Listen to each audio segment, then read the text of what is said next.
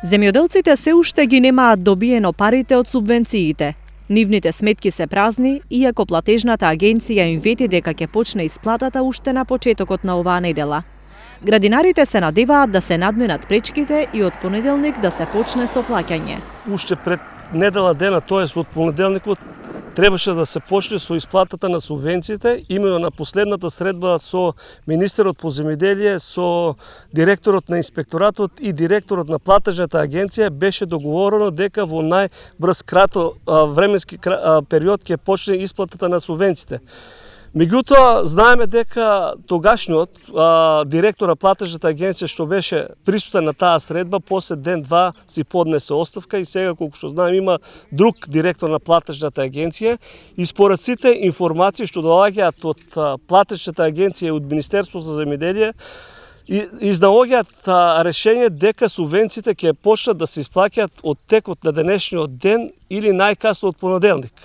Меѓутоа, не знам која е причината зошто и во толку временски период се манипулираше со нас земјоделските производители, иако Законот за земјоделие налага дека субвенциите земјоделските производители треба да ги добијат до 31 декември.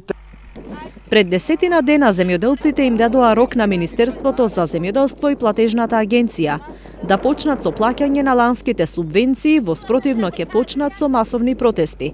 Сега велат градинарите дека тоа е последен чекор што би го превзеле, бидејќи и онага ситуацијата во државата е чувствителна.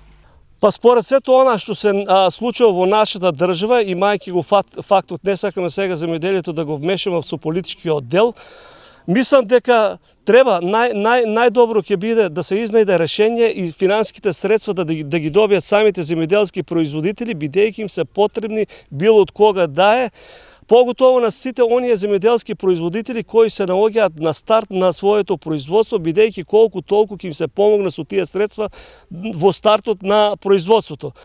Исплатата на субвенциите беше забрана по последните парламентарни избори поради различното толкување на изборниот законник.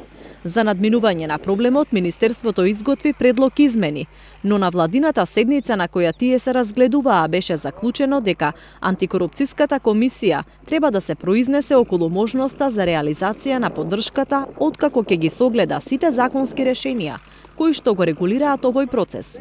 Субвенциите за 2016 година треба да се исплатат најдоцна до 30 јуни годинава, а за финансиска поддршка на земјоделството во 2017 се обезбедени 100 милиони евра.